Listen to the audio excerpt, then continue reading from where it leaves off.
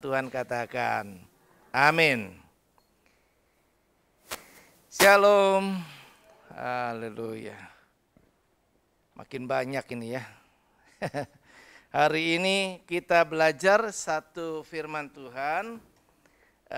Saya mau mengajak kita belajar hal yang sebenarnya sudah kita tahu.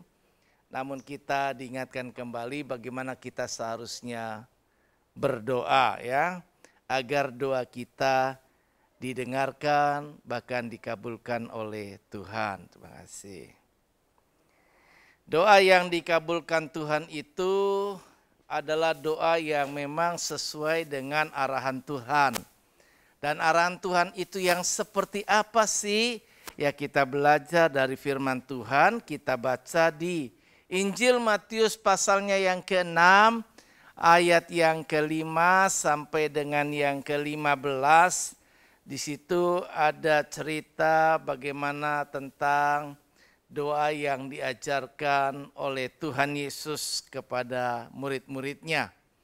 Dari doa yang diajarkan Tuhan Yesus kepada murid-muridnya ini kiranya bisa kita praktekkan dan olehnya itu maka doa-doa kita menjadi doa yang boleh berkenan di hadapan Tuhan. Nah, ayat 5, 6, 7 itu nanti kita skip dulu dan 8. Dan kita akan bacanya dari ayat yang ke-9 saja dulu sampai yang ke-13 ya. Next slide-nya boleh ya. Nah, firman Tuhan di situ dikatakan, kalau perhatikan di depan ataupun di gadget ataupun Alkitabnya, firman Allah berkata, karena itu berdoalah demikian.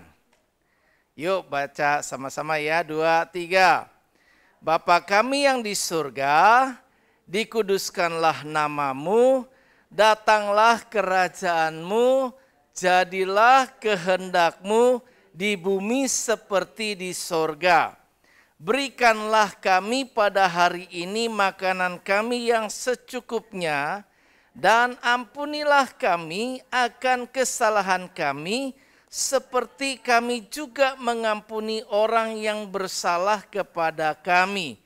Dan janganlah membawa kami ke dalam pencobaan, tetapi lepaskanlah kami daripada yang jahat.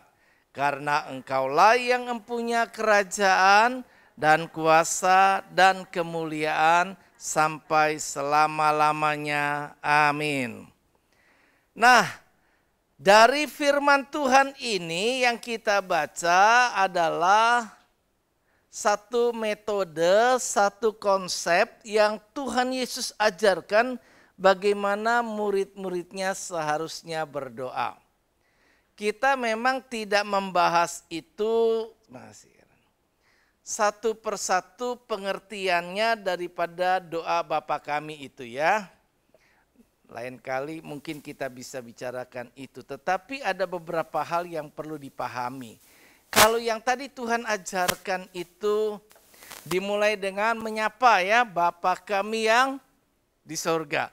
Artinya doa kita arahkan kepada Bapa yang di surga. Kita tidak berdoa kepada yang lain, tapi kita berdoa kepada Bapa di surga. Maka sebagai anak-anak Allah, sebagai anak-anak Tuhan, kita akan memanggil Allah itu sebagai Bapa kita. Satu gambaran hubungan yang akrab antara kita dengan Allah. Kalau hubungan yang akrab antara kita dengan Allah terbangun baik, maka orang yang sudah akrab, orang yang sudah baik hubungannya, kalau minta sesuatu akan lebih didengar ya. Akan lebih didengar. Tapi kalau hubungan kita sedang tidak baik, atau bahkan kita jarang menyapa, kita jarang berjumpa, kita jarang bergaul, kita jarang ngobrol. Terus tiba-tiba kita datang dengan permintaan. Tentu orang gak menarik untuk dengarkan permintaan kita, apalagi mau mengabulkan permintaan kita. Jadi diawali dengan Bapa kami yang di surga. Kita datang kepada seorang sosok Bapa yang menggambarkan hubungan baik kita dengan Tuhan. Jadi kalau kita ingin doa kita dikabulkan oleh Tuhan, yang mutlak seharusnya ada di antara semua persyaratan lainnya dulu, adalah terbangunnya relasi atau hubungan yang baik kita dengan Tuhan. Apapun juga yang akan kita lakukan, cara-cara kita berdoa nantinya, tapi kalau kita punya hubungan dengan Tuhan itu tidak baik, maka kita tidak bisa mengharapkan Tuhan untuk memperhatikan yang kita katakan, apalagi mau mengabulkan yang kita minta. Jadi itu yang seharusnya. Nah, kalau kita lihat lagi bahwa dikuduskanlah namamu, datanglah kerajaanmu, jadilah kehendakmu, dan seterusnya. Itu punya makna satu persatu dari yang Tuhan ajarkan untuk kita bisa coba mengerti.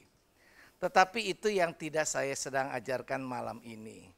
Yang saya mau sampaikan yang pertama di sini bahwa harus dipahami waktu kita berdoa kepada Bapa di surga, hubungan kita, relasi kita kepada Tuhan itu sebagai anak dengan Bapaknya, maka jangan jadikan Bapak itu seperti mesin.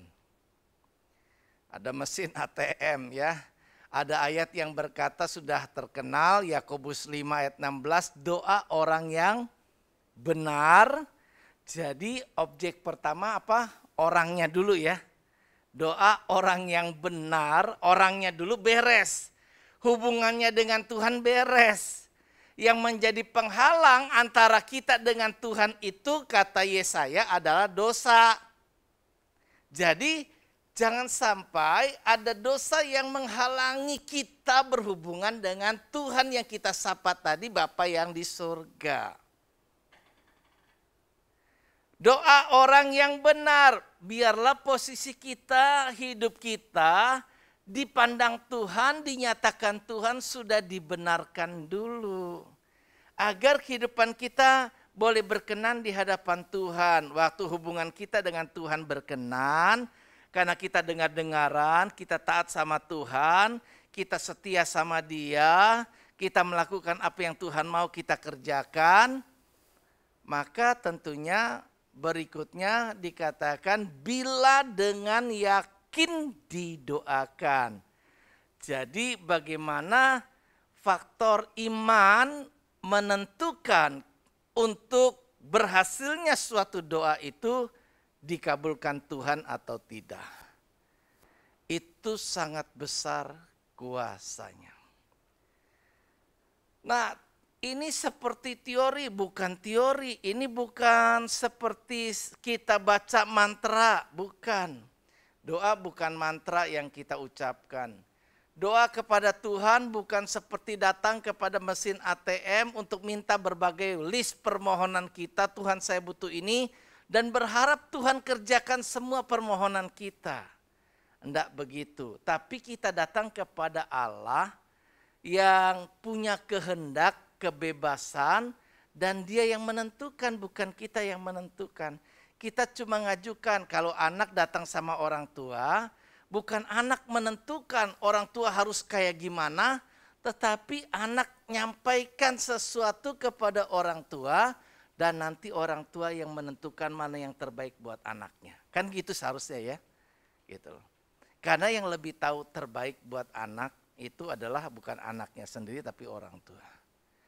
Jadi dikatakan, namun demikian kalau kita berkata tadi itu besar kuasanya Tuhan, kalau kita doa dengan kebenaran yang ada diberikan Tuhan dan dengan iman keyakinan yang kuat, tetapi bukan berarti menjadikan sebuah mantra atau kita jadikan Tuhan seperti mesin ATM ya, yang memenuhi semua kebutuhan kita.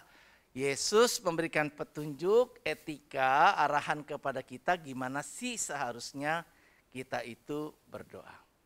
Ada banyak hal-hal yang Tuhan ajarkan bagaimana seharusnya kita berdoa, tapi kan gak mungkin kita bahas semuanya pada malam ini. Jadi ada 3 hal lagi seperti biasa, kalau saya sampaikan 3 poin. Tiga hal ini yang kita sedang akan pelajari. Nah, beberapa petunjuk dan etika dalam berdoa itu adalah ada tiga. Yang pertama Tuhan ajar dari ayat yang tadi Matius pasal yang ke-6 ayat yang ke-5 ya, dikatakan, dan apabila kamu berdoa janganlah berdoa seperti orang munafik. Mereka suka mengucapkan doanya dengan berdiri dan dalam rumah-rumah ibadat dan pada tikungan-tikungan jalan raya supaya mereka dilihat orang. Aku berkata kepadamu, sesungguhnya mereka sudah mendapat upahnya. Artinya Tuhan mau kita berdoa itu apa adanya, enggak munafik. Sasaran kita tadi yang saya katakan adalah ke Tuhan, bukan kepada yang lain. Waktu kita doa, kita sedang tidak show untuk menunjukkan orang-orang, wah kita pandai berdoa. Atau karena kata-kata kalimat bahasa kita yang bagus waktu kita berdoa, Tuhan akan lebih mendengarkan orang yang bisa doanya hebat kayak gitu. Enggak kayak gitu. Ada beberapa orang ya kalau disuruh doa syafaat, wah pinter banget ngomongnya, wah enak kita dengernya, hebat, indah kata-katanya. Tapi yang menentukan doa itu didengarkan Tuhan, dikabulkan Tuhan itu bukan itunya, bukan kata-katanya. Nah, kalau di zaman dahulu orang Yahudi ini tua-tua, orang-orang yang dianggap saleh, ahli-ahli Taurat. Mereka ini senang dilihat orang, senang dipuji. Jadi mereka lebih suka kalau berdoa dilihat banyak orang dan menunjukkan dia ini begitu salehnya.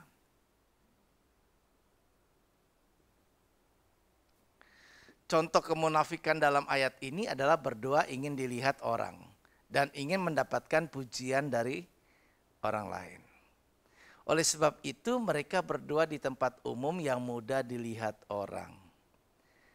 Ya bersyukur kalau kita sih enggak begitu. Kita enggak perlu berdoa ngegelar di pinggir jalan. Kita enggak perlu Tuhan ngajarin kalau kita berdoa bahkan masuk kamarmu, tutup pintu, enggak perlu orang lain tahu. Biar engkau datang sama Tuhan pribadi, Tuhan mengerti, Tuhan dengar. Jadi artinya sasaran kita benar-benar ke oknumnya ke Tuhan, bukan ke manusia. Karena itu siapapun kita kalau disuruh doa atau diminta pimpin doa pun seharusnya nggak perlu takut. Karena kita ini nggak, yang penting itu bukan kata-katanya, bukan kata-katanya. Yang Tuhan mau dengar itu bukan kata-katanya. Ada orang yang cuma kata-katanya disusun begitu baik. Bahkan mungkin ada orang yang ada satu upacara tertentu doanya udah dibikin pakai teks dulu. Jadi nanti dia waktu suruh pimpin doa dia tinggal bacain itu teksnya, teks doa. Jadi sepertinya wah tersusun rapi, kalimatnya luar biasa. Tapi yang Tuhan mau lihat ini bukan di kata-kata mulutnya tapi di hatinya. Gitu loh. Hati kita, pikiran kita itu sama enggak dengan apa yang kita ucapkan? Gitu loh ya. Jadi makanya seharusnya Tuhan yang menjadi tujuan.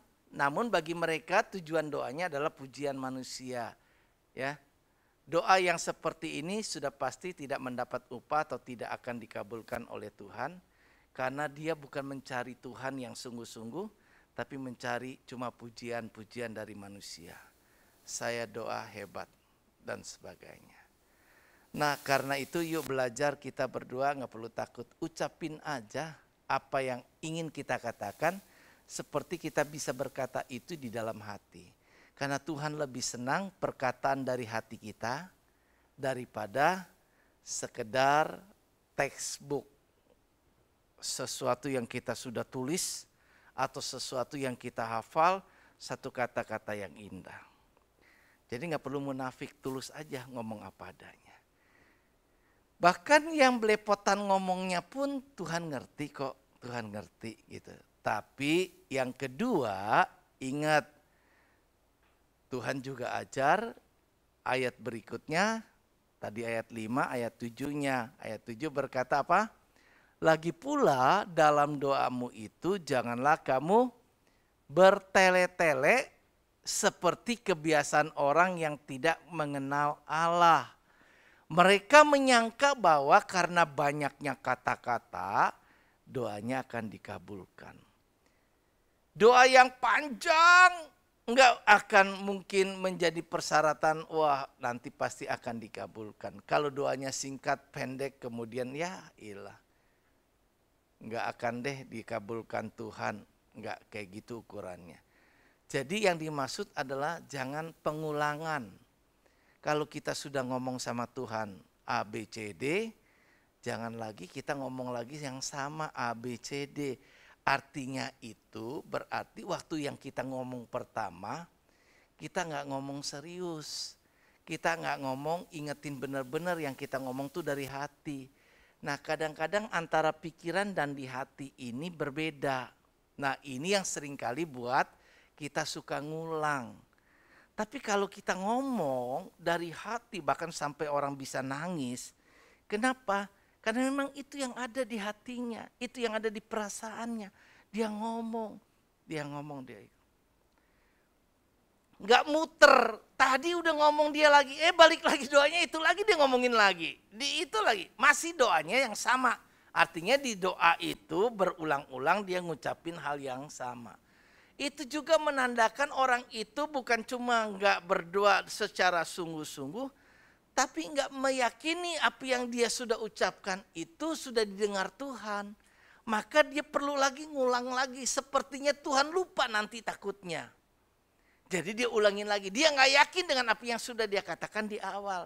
Maka dia ucapkan lagi kepada Tuhan yang kedua, ketiga, dan seterusnya.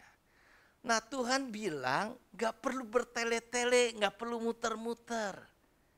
Karena pada dasarnya itu Tuhan sudah tahu sebelum kita minta pun gitu kan.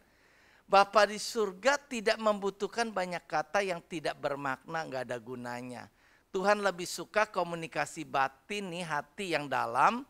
Tahap ini terjadi komunikasi dua arah yang membangun keintiman yang tadi hubungan antara Bapa dengan anak. Nah keintiman inilah yang akan menggerakkan hati Tuhan sehingga walau kita tidak meminta Tuhan pun sudah memberikan apa yang kita butuhkan. Karena dia memang sebenarnya sudah mengerti, sudah tahu apa yang kita maksudkan. Tetapi Tuhan tetap ingin agar kita ngomong, agar kita bilang sama dia, tanda kita ini mau curhat. Dan Tuhan senang kalau ada yang mau curhat. Kalau hubungan yang baik itu, kalau ada teman yang hubungannya baik, kalau dia sedikit-dikit cerita sebenarnya senang orang itu. Kenapa? Berarti lu percaya gue kan. Dikit-dikit lu apa ngomong kan, kasih tahu ke gue kan. Apapun lu ceritain dong ke gue kan, dan seterusnya kayak gitu. Nah demikian pun Tuhan gitu loh. Jadi Tuhan senang kalau kita suka curhat sama Tuhan. Tuhan senang kalau kita bisa bicara apa aja yang kita ingin bicarakan ya. Lebih baik mungkin kepada Tuhan karena Tuhan itu bisa jaga rahasia. Dia nggak mungkin bongkarin kita punya ngomongan gitu kan. Nah kan, tapi kalau kita cerita sama orang mungkin kadang-kadang ada orang yang suka ceritain lagi ke orang lain. Oh begini begitu dan sebagainya. Akhirnya mungkin kita jadi nggak enak hati. Tapi sama Tuhan kita ngomong apa adanya. Tidak bertele-tele, tetapi yang kita ucapkan sekali ucap yakinlah. Seolah-olah kita sudah menerimanya, kata firman Tuhan. Maka hal itu akan diberikan kepadamu.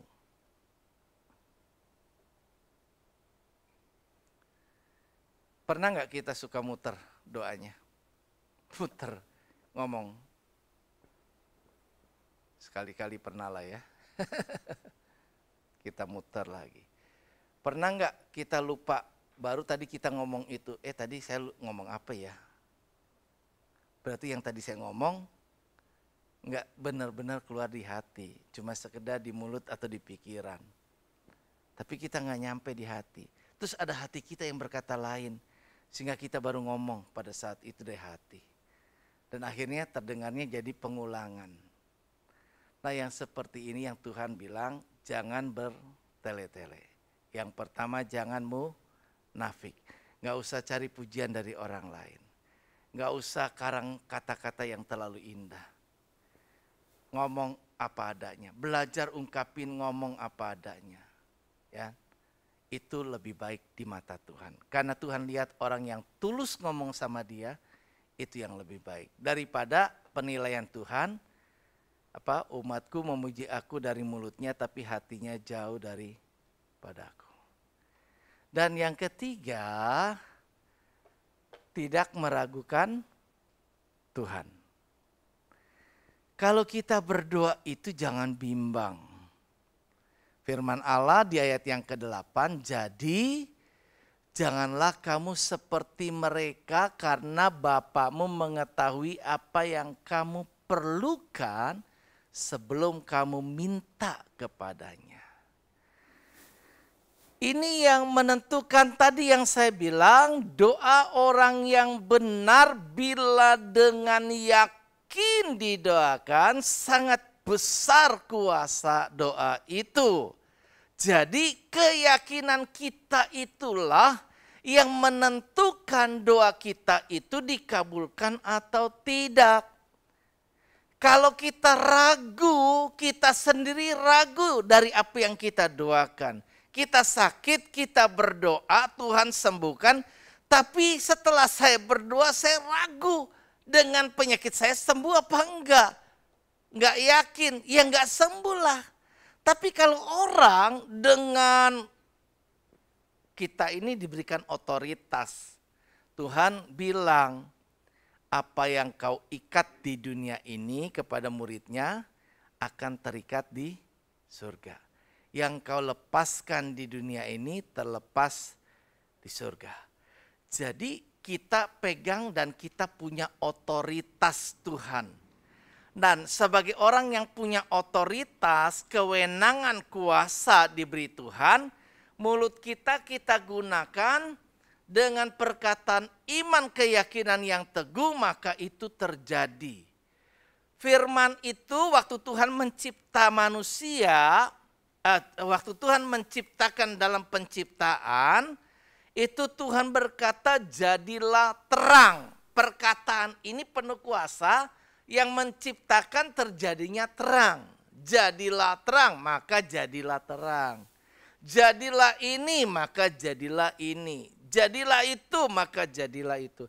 Di dalam mulut kita itu kalau kita ucapkan dengan iman, memiliki kuasa menciptakan sesuatu sesuai dengan yang kita yakini.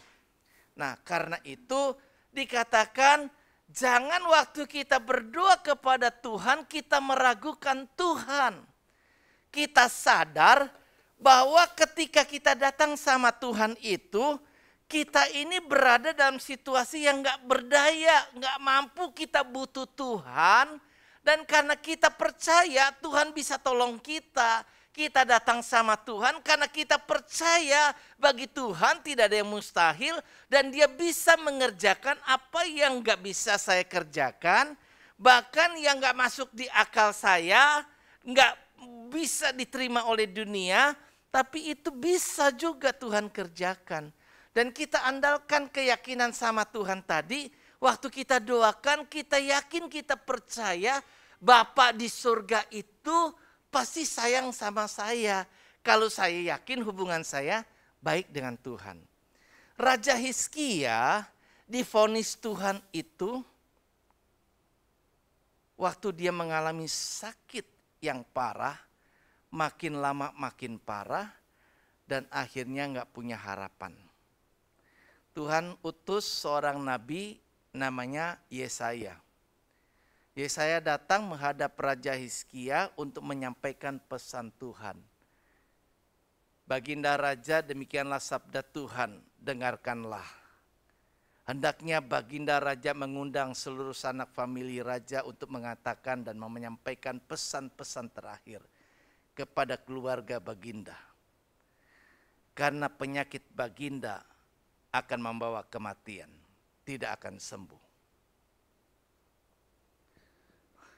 Wow, kalau dikatakan seperti itu apalagi sama seorang nabi yang besar, harapannya habis sudah.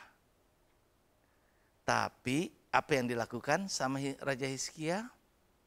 Tahu? Apa? Raja Hizkia sepulangnya itu Yesaya sedang kembali setelah menyampaikan pesan Tuhan. Raja Hizkia langsung lari ke kamar, nangis dia. Berlutut di ranjangnya, dia menghadap ke tembok, dia berkata sama Tuhan, Tuhan ingatlah aku. Hubungan dia baik. Selama aku hidup, selama aku ada seperti sekarang aku ada ini pun, Engkau bisa nilai hubungan aku dengan Engkau. Aku telah hidup saleh, aku telah hidup benar, aku telah hidup sesuai dengan yang Tuhan mau. Air matanya mengalir. Keluar dari kata-kata yang tidak perlu berulang, tapi dengan penuh keyakinan, dia sampaikan kepada Tuhan untuk mengingat kepada Tuhan, untuk mengingatkan Tuhan atas hubungan dia, atas apa yang selama ini ia coba lakukan untuk Tuhan sedapatnya. Tuhan yang menguji hati semua orang, dia yang melihat kehidupan daripada Raja Hizkia. Nah, apa yang terjadi? Dikatakan oleh Alkitab, Tuhan mendengarkan permohonan daripada Raja Hizkia. Belum sampai keluar istana, Yesaya meninggalkan setelah sampaikan pesan daripada Allah. Maka Tuhan bicara kepada Yesaya. Yesaya, ya Tuhan, ada apa? Aku telah mendengar doa daripada Raja Hizkia. Aku telah menampung air matanya dalam kirbatku. Sekarang baliklah kepadanya dan sampaikanlah kepadanya. Aku akan menyembuhkan sakit penyakitnya dan aku akan memperpanjang umurnya. Berapa tahun? Berapa tahun? Tahu kan ceritanya? Halo? Tahu nggak? Berapa tahun? 15 tahun lagi. Wah, Yesaya, yes bos. Dia balik ngadep kepada Baginda Raja. Baginda Raja mungkin dengan hati yang hancur sebelumnya, air mata yang masih terisak-isak itu. Yesaya berkata, Baginda Raja, aku datang kembali kepadamu atas perintah Tuhan. Janganlah engkau bersedih, sebab Tuhan telah mendengar doamu. Dan ia berkenan mengabulkan permohonanmu. Ia tahu selama engkau hidup, engkau dengar-dengaran kepada Tuhan. Karena itu dengarkanlah apa yang Tuhan katakan. Sakit penyakitmu akan sembuh. Dan Tuhan akan memperpanjang umurmu 15 tahun lagi. Ah, yang benar. Apa tandanya? Minta tanda masih. Tandanya jarum jamnya mundur. Biasa jam itu maju kan, gitu ya, ke arah ke sini. Kan begitu ya, ke arah jarum jam, mutar gitu. Sekarang balik, aku minta tanda arah jarum jamnya itu nggak mungkin kan, mustahil dia bisa mundur balik. Bahwa benar Tuhan akan lakukan hal itu bagiku. Benar, kalau memang dari Tuhan pasti ya, itu jarum jam mundur. Maka percayalah Raja Hizkia dan itulah yang terjadi atasnya. Doa yang tidak meragukan Tuhan, yakin kepada Tuhan, sungguh-sungguh percaya sama Tuhan. Bahkan Alkitab tulis seolah-olah kita sudah menerimanya, maka hal itu akan diberikan kepadamu. Jadi lebih baik kita percaya daripada tidak percaya. Karena dengan tidak percaya, dengan ragu-ragu, dengan tidak merasa bahwa Tuhan dengar dan kabulkan, ya jadilah sesuai imanmu, kata firman Tuhan. Rumusan Tuhan tuh gampang sama kita. Ya, jadilah sesuai imanmu. Imanmu A atau imanmu sama dengan A, yang terjadi sama dengan A. Imanmu berkata B, yang terjadi adalah B. Jadi rumusan Tuhan gampang. Karena rumusan Tuhan itu, bagi Tuhan tidak ada yang mustahil, itu iya. Tuhan, karena Tuhannya hebat, Tuhannya luar biasa. Tapi sekarang Tuhan kasih jawaban lagi di Alkitab kan, bukan cuma bagi Tuhan yang tidak mustahil, tapi bagi orang yang percaya. Jadi berlaku tidak mustahil juga bagi orang yang percaya. Apapun juga, jika kita dengan yakin mendoakannya, maka hal itu akan terjadi atas kita. Jadi betapa kita berbahagia punya Allah yang kasih rumusan hidup kepada kita dan rumusan doa, bahwa apapun yang engkau doakan, bila engkau tidak meragukan Tuhan, bila kita yakin mendoakannya, maka itu akan terjadi atas kita. Kalau orang yang kadang-kadang gak sengaja, orangnya memang seriusan begitu kan ya, gak suka bercanda, tiba-tiba jalan lewat, kemudian dia lagi baru pulang pasar, beli buah. Ada orang yang iseng bilang, terima kasih ya, udah mampir, gak usah repot-repot, pakai nganter-nganter segala, begitu kan ya. Itu padahal dia baru mau bawa pulang lewat mampir doang gitu kan. Bukan maksudnya mau beliin itu buat kamu. Tapi karena ini orang kegeeran dan yakin banget dan nggak bertanda, nggak nadanya nggak bercandaan, serius. Itu orang jadinya juga orang yang tipe serius. Jadi dia kagak enak. Iya enggak, gua nggak ada apa-apa, cuma ini doang yang bisa gue berikan kepada kamu. Jadi dia beri kasih itu, ya kan ya. Ya, dipalak di tengah jalan dengan keyakinan yang benar, akhirnya benar dikasih. Gitu. Itu bisa terjadi. Lo manusia aja bisa lo melakukan hal yang seperti itu. Gitu. Jadi kalau kita seperti itu sama Tuhan, bersikap seperti itu, terima kasih Tuhan, kan? Yakin dengan ini dan sebagainya, akhirnya Tuhan berikan. Jadi ingat, yang pertama nggak perlu munafik, nggak perlu bingung. Saya doa bagaimana ngomongnya. Kan? Sebagai orang Kristen, semua orang yang ikuti bimbingan saya, entah bimbingan baptisan, bimbingan pranikah, ya kan ya, bimbingan-bimbingan lain, kalau sama saya biasanya modelnya selalu adalah doa pertama sama saya pimpin doa, doa berikutnya kamu yang pimpin doa. Jadi orang itu mau nggak mau tetap harus bisa berdoa. Ya kita belajar berdoa. Nggak perlu ragu, nggak perlu takut. Nggak perlu karang, kan bukan kata-kata yang menentukan didengar Tuhan atau tidak. Dan nggak perlu bertele-tele. Sekarang berdoa, belajar berdoa, ngomong secukupnya. Nggak perlu pengulangan-pengulangan, tanda kita nggak yakin. Dan yang ketiga, jangan ragukan Tuhan. Doa dengan penuh keyakinan iman, ada kuasa di dalamnya. Maka doa kita akan dikabulkan oleh Tuhan. Amin, Tuhan berkati.